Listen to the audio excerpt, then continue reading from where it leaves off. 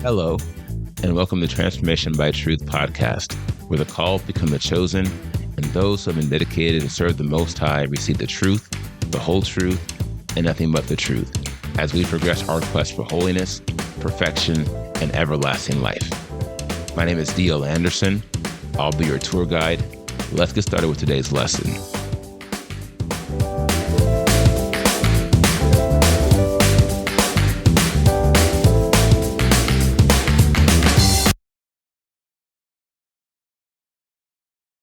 Hello, my friends. D.L. Anderson here. Welcome back to Transformation by Truth podcast and the quest for holiness, perfection, and everlasting life 2022, week 7. Today, we continue our sin series, 2 weeks to examine the greatest issue known to man. Today's podcast is Lecture C, A Word of Truth Accounting of Sin, the greatest issue known to man, Day 4. The title of today's podcast is Types of Sin, Part 2. I will save them out of all their dwelling places in which they have sinned, and I shall cleanse them. Ezekiel 37:23. The Lecture C objectives are: provide a summary of iniquity, analyze the difference between iniquity and lawlessness, provide a summary of the sin of commission, and provide a summary of the sin of omission. If you're in our virtual book club, this lecture references Chapter 4 of The Pinnacle of Holiness, Volume 1, The Sin Issue. Our first section is entitled An Examination of Iniquity. As you learned in last day's podcast, iniquity is the second of the 4 types of sin we introduced in part 1 of this 2-part lecture. The image I have adopted to illustrate iniquity is a broken path in the dark. Here is why. The path of iniquity gets darker the longer you travel it. This is because all who take this path are incurring spiritual blindness at an accelerating rate. Add this to the fact that the path is broken and without boundaries, and you should be able to see how truly dangerous iniquity is. By definition, iniquity is the pursuit of righteousness in or goodwill outside of the Father's divine order. It is governed by an anti-Mashiach spirit that deceives men and women into elevating the execution of quote unquote good works above the Father's will, while giving themselves license to operate on their own terms and without the order of the set-apart spirit of Elohim. This definition alone should make it very clear how severely troubling iniquity is, namely because of the factor of accelerating spiritual blindness. If you recall, spiritual blindness is one of the worst, if not the worst, of all spiritual conditions, for there is a point in this regressive disorder where you will find yourself beyond recovery while you are yet living. Now, it's true that spiritual blindness is a byproduct of every manner of sin, but no other category of sin promotes spiritual blindness like iniquity. This is a result of the deception that comes with doing seemingly good works outside the Father's divine order. Now, we have touched on this in previous podcasts, and we made a crucial appraisal. That is, there is no good work outside of the Father's divine order. All you have are willful works being executed by individuals the Word of Truth labels as thieves and robbers. This is why Yahushua Messiah will send them to the lake of fire. Matthew 7:21 reads, "Not everyone who says to me, 'Master, Master,' shall enter into the reign of the heavens, but he who is doing the desire of my Father in the heavens. Many shall say to me in that day, 'Master, Master, have we not prophesied in your name and cast out demons in your name and done many mighty works in your name?' And then I shall declare to them, 'I never knew you. Depart from me, you who work iniquity.'" Here's the question. If you are serious about everlasting life, why would you try to cheat your way into the kingdom? Why not follow the rules and do what you are told by the one who decides if you get in? The answer: for best results, you should always follow instructions. Let's now discuss iniquity and lawlessness. As you learned yesterday, lawlessness is the highest order of sin. Therefore, iniquity is a derivative of lawlessness. Specifically, iniquity spawns a spirit of anti-governance in men and women who desire to have everlasting life, but are unwilling to follow the one path that affords it. In this regard, iniquity can be accurately viewed as the rise of lawlessness in the modern church. Whereas lawlessness is a broad type of sin found within the secular world, as well as the religious circuit, iniquity is far less extensive and only found within the religious world. Unfortunately, this summary of iniquity and lawlessness is not accurately depicted in most of our modern Bibles. For instance, the King James Bible references iniquity on more than 260 unique occasions, yet it only references lawlessness once. Likewise, most Bible dictionaries define iniquity through a narrow lens, capturing the gross and wicked natures of it, but not once have I found a rendering that is in line with Matthew 7:21-23. I have yet to find a Bible that accurately defines iniquity as the pursuit of goodwill without order. Their renderings are much too broad. This is in large part why iniquity is so prevalent in the modern church. Like redemption, perfection, holiness, salvation, and nearly every other topic we have covered thus far on this podcast, the masses don't know what iniquity is. Now, here's the question. How likely are you to solve any problem if A, you don't understand the problem, and B, you don't even know the problem exists? Here's the answer.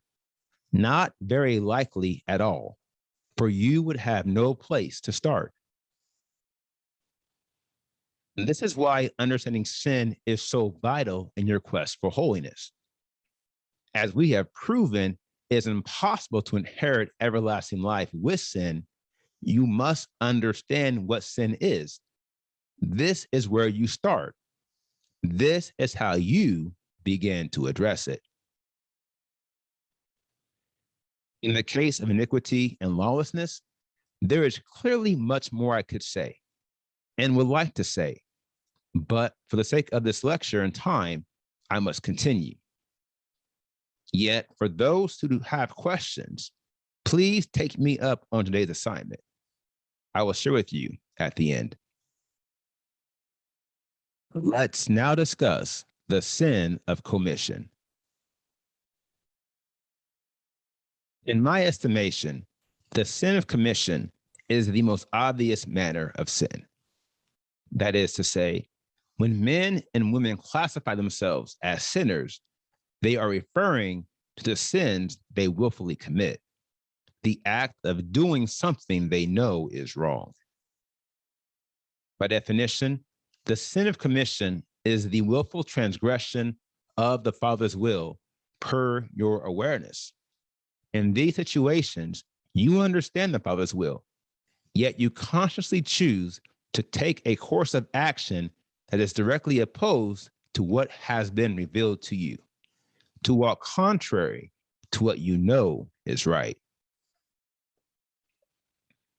Although the sin of commission does not result in the same accelerated spiritual blindness as iniquity, it is also deadly, but for another reason.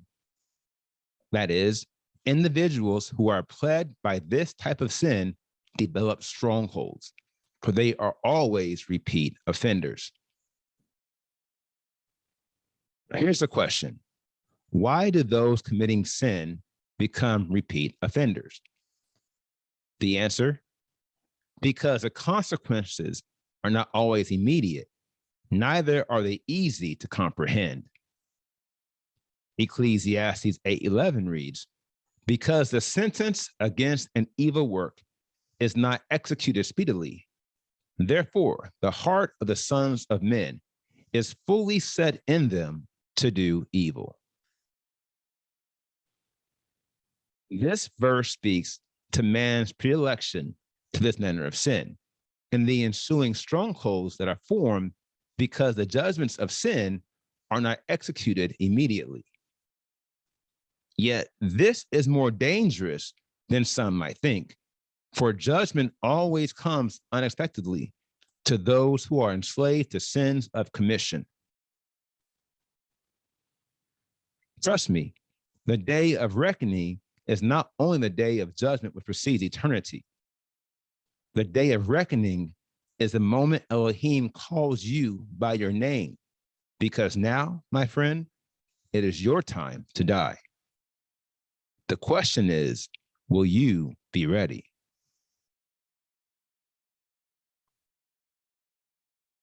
Let's now discuss the sin of omission. Unlike sin of commission, the sin of omission is not a very obvious manner of sin. This is because most believers assume they are living according to truth.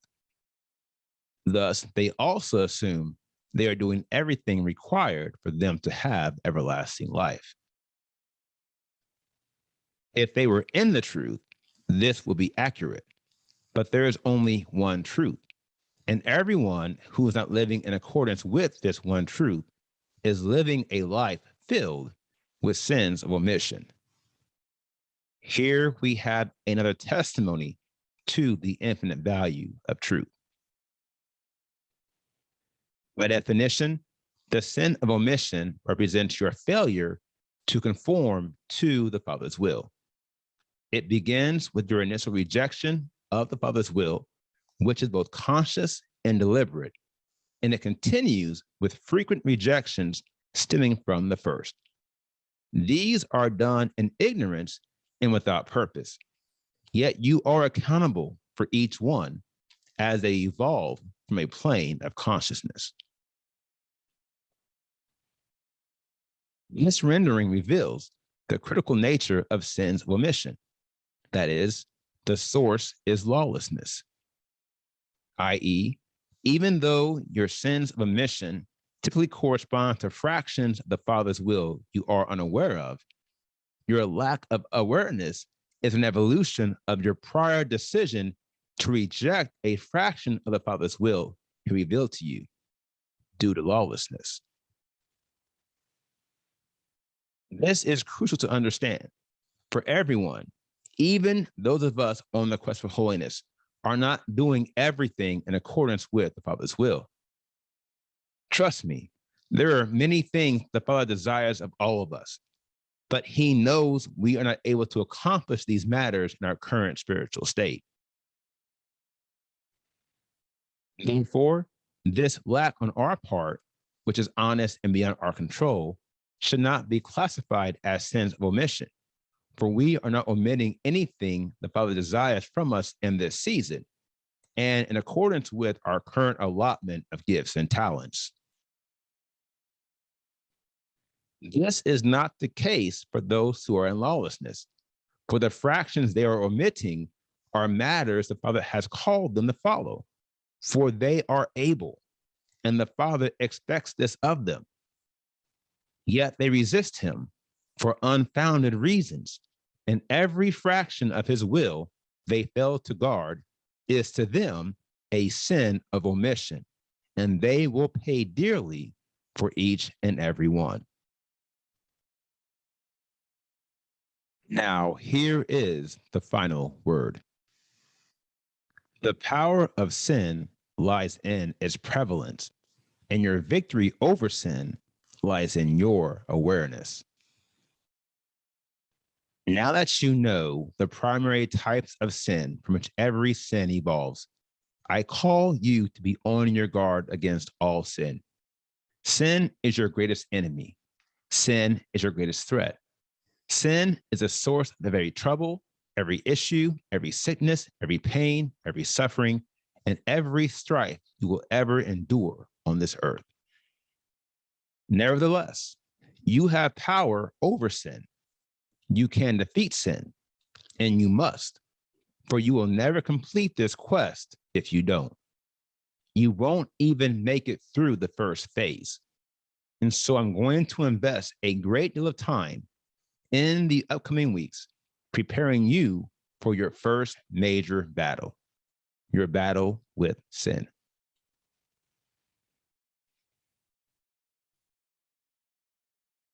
Now, here is the assignment for today.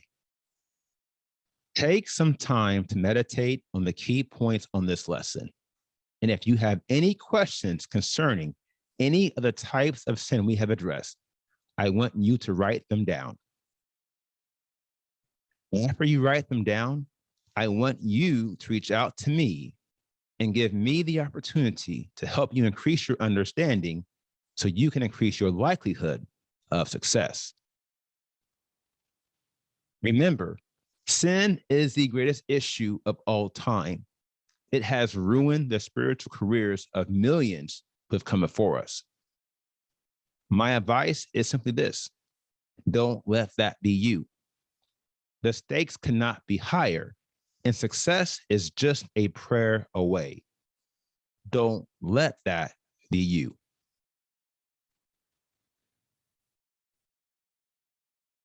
Now, here's what's next in this series. We completed today's podcast, Types of Sin, Part 2, and tomorrow's podcast is entitled, You Can Stop Sinning. Now, if you are a member and have questions, please click the Q&A box underneath the video player. Likewise, if you have comments you want to share with the group, please share those in the comment box located beneath the Q&A box. Now, if you're not a member, you have questions about today's podcast, feel free to contact us via our website at www.pinnacleofholiness.com and use the form on our contact page, and we will respond to you as soon as we can. And thank you for being with us today.